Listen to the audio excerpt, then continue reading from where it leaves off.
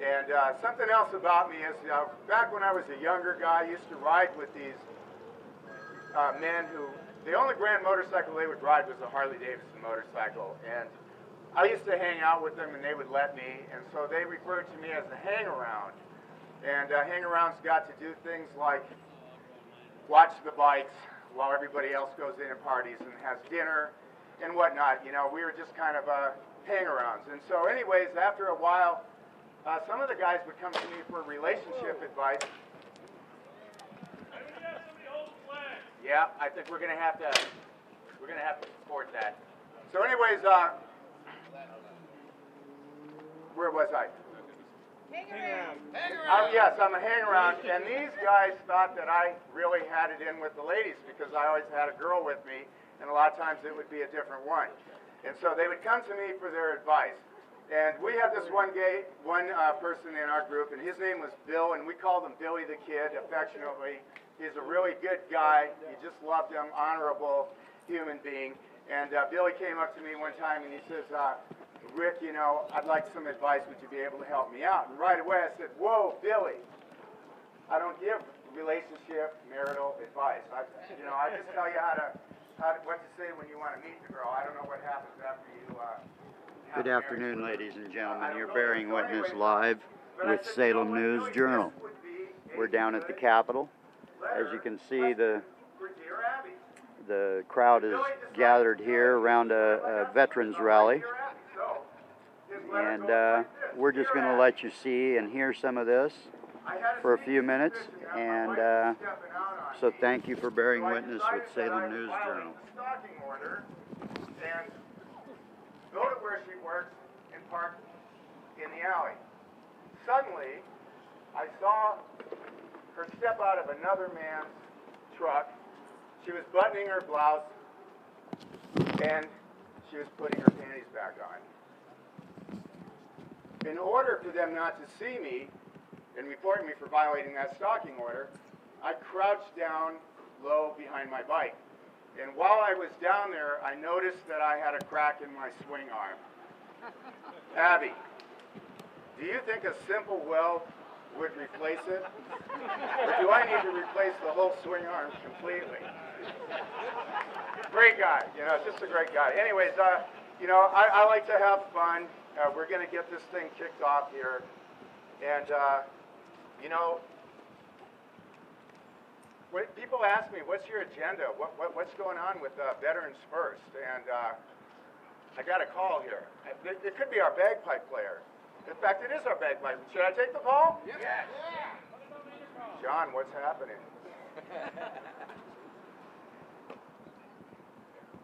Oh, well, we're here right now. Right now.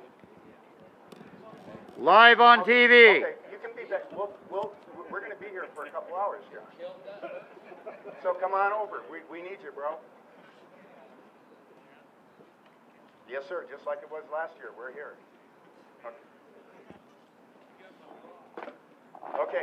Okay. Sorry, John, but we're here now. And we can't wait to see you get here. All right? All right. Okay, love you, bro.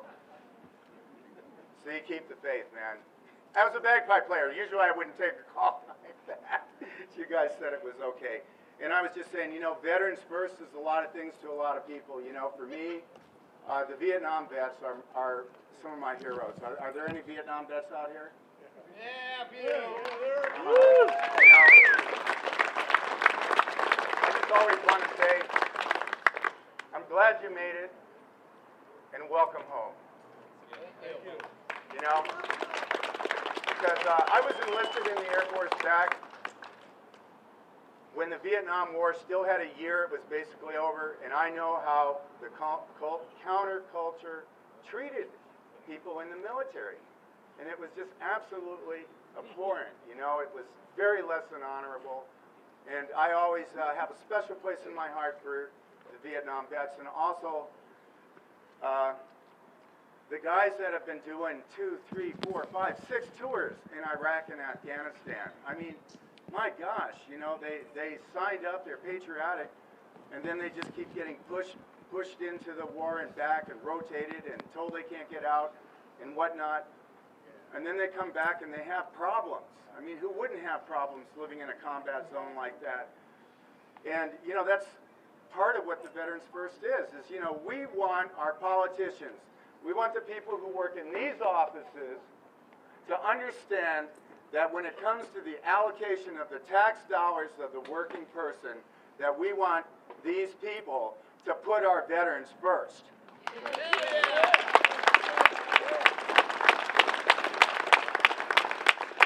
And you know what? I don't care if they're not here right now because it's not for them. You know, I mean, we told the news about us being here. Again, they're probably, oh, they are here. Right on. What are you? Salem News Journal. Salem News Journal. All right, we got it covered.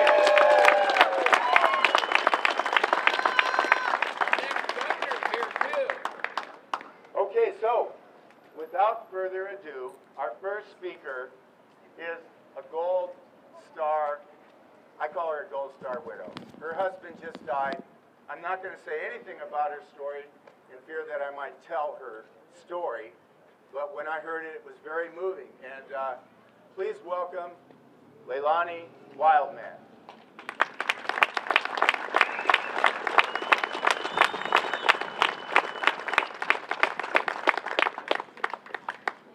The microphone. Right there. Darby, come here. Oh, well, go to you. Check. Testing. Darby. Mary Engstrom, where are you? Mary, you gotta help me.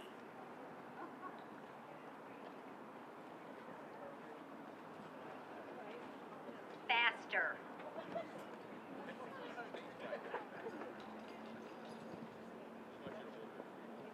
I can't hold this thing and that, so you're gonna hand me pages, okay? Okay, give me a page. Yeah, well, yeah. Hi, everybody. Can you hear me all right? No. No? Get right there. Yep. How about that? Okay. My name is Lonnie Wildman, and my husband was Staff Sergeant Raymond Dwight Wildman. He served 2.5 tours in Vietnam, earning him the Bronze Star.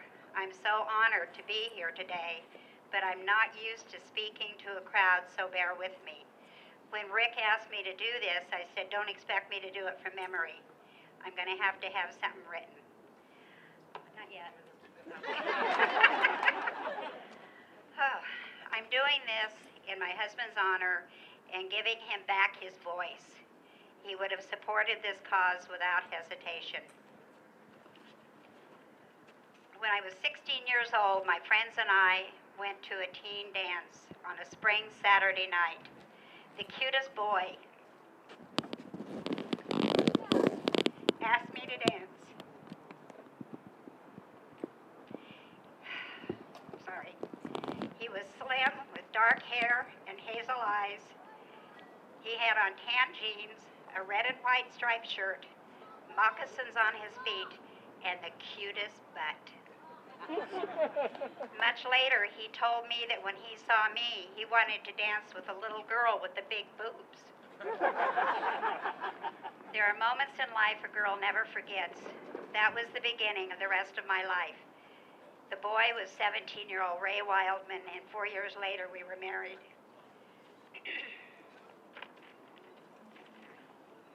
Ray enlisted in the Army in 1966.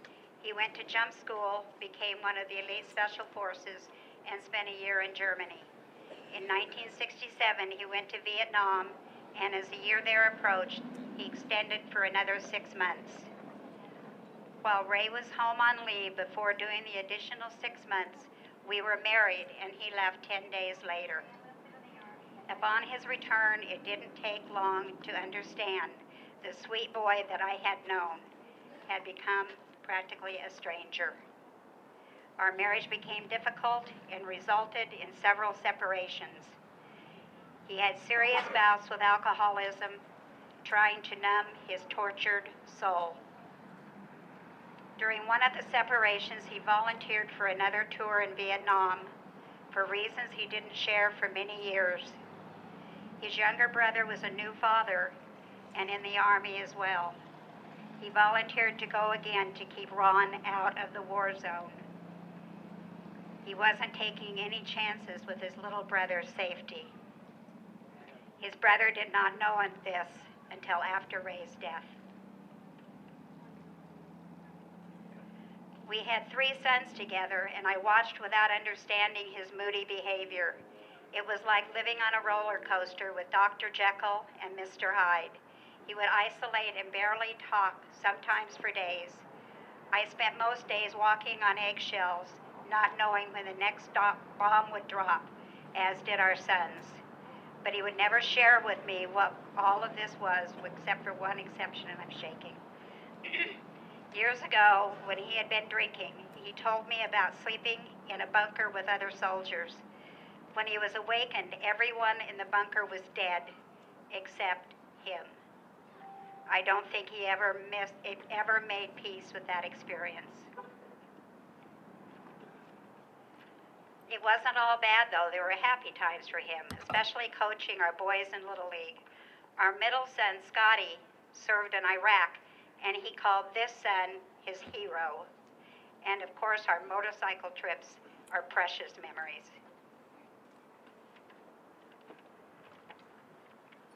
In 2013, Ray was finally diagnosed with PTSD.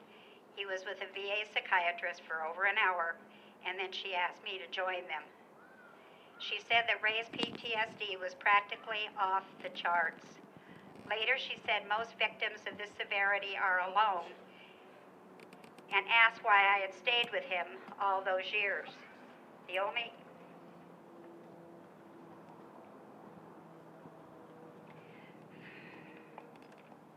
Rick told me when I got nervous to pretend you were all sitting on toilets. The only answer I could give was that even with the struggle, I never doubted Ray's love for me and that I always loved him too. She suggested I take a group class for family members of PTSD victims, which I did. Finally, I understood. He was a classic case with this problem. When we were going home that day, Ray looked at me with tears in his eyes and thanked me for staying with him.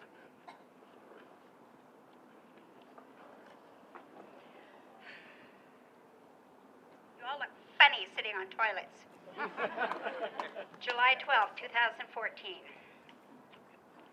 Ray was diagnosed with terminal lung cancer from exposure to Agent Orange. Let me interject something here. I have slides of when Ray was in Vietnam, and one of the slides shows a 50-gallon drum that had held Agent Orange, and they turned those into showers. And these guys were showering in Agent Orange residue.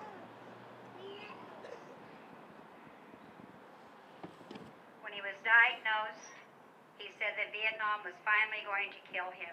It just took 40 years to do it. It wasn't like in the movies where we had long talks because Ray was a fighter and wouldn't admit defeat. The only thing he did say was that he didn't want to know what I was going to do with him after he died, but to be sure,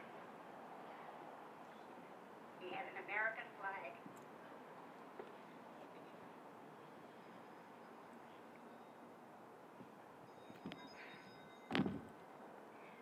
On January 21st, 2015, he lost the battle, and I lost my love.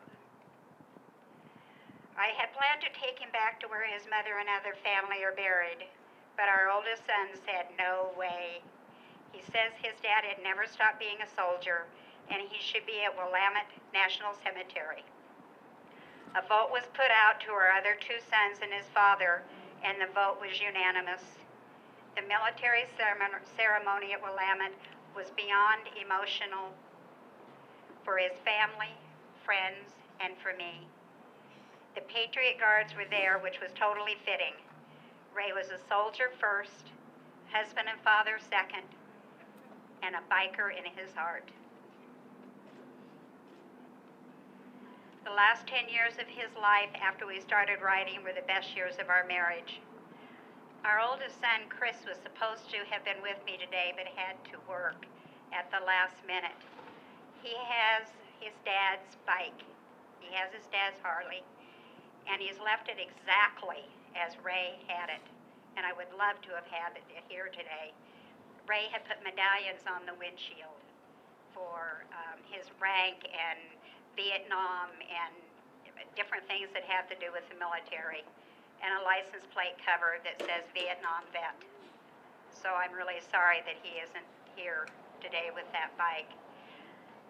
After his dad passed away and Chris had Ray's bike, he called me really excited and he said, I named the bike because it never had a name.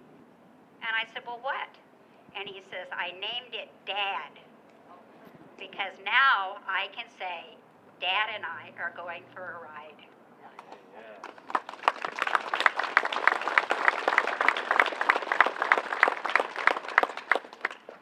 Where is all this leading?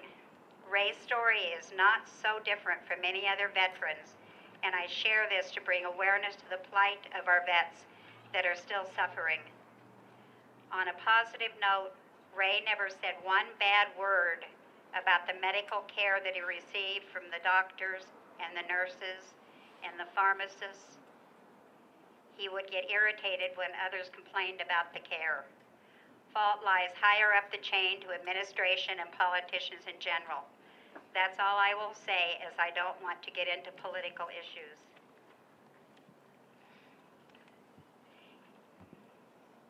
It's too late for Ray and many veterans that did not have issues diagnosed soon enough to be helped. But it isn't too late for so many others that suffer. With an average of 22 veterans each day taking their own lives, the need is obvious. The change must happen. I have a friend whose son, Travis, served in Iraq. I believe he did 2 tours. He went to Walter Reed Hospital with serious psychological problems, and he was turned away 2 days in a row. Yep. After the second time, he went home, held up in his house with a gun. Somehow or another, the police were called. And when he finally came out of the house with his hands up, and then he reached in his pocket, they shot him dead. It was suicide by cop. We must also remember the needs of the families that have been affected by the struggles of our veterans. Let's spread the word across this great country to make our veterans first.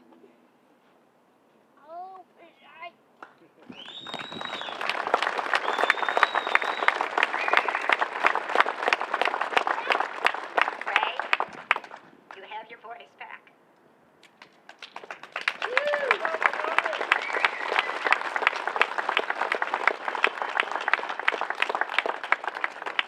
That wasn't so hard, was it, Lonnie? Yes, it was awful. Awful. You know what? Leilani may not want to get into politics, but I do. And that's why we're here on the steps. And I just wanted, you know what? This just isn't a Veterans First ride here at the capital of Oregon. We are creating a movement. And there are veterans from all sorts of walks, Patriot Guard riders. They have seen what we're doing. And can you imagine what this would be like if we had 15 states, all the bikers moving towards their capital for one purpose, that we want to honor our American veterans? Wouldn't that be something? I think that would just be awesome.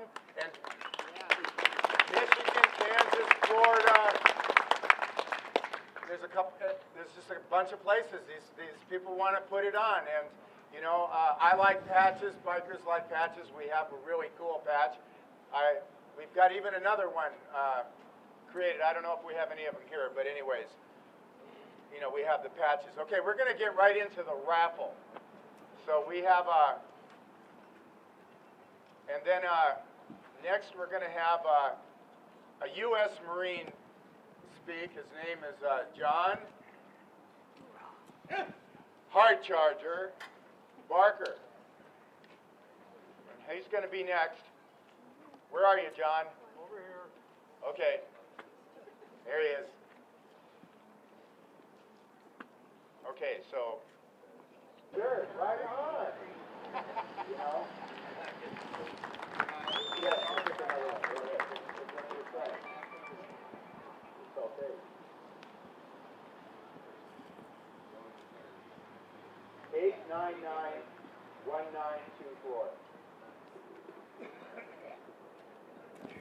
899-1924. All right. Yes, just enough both. All right. Well, you know what? We'll just take a break from this for now. We'll get back to that. Thank you, sir. What's your name? Ryan. Yeah, give Ryan a hand. You know, it's not every day. I got a letter from President Trump. Oh, a Twitter? I wrote him and he wrote me back.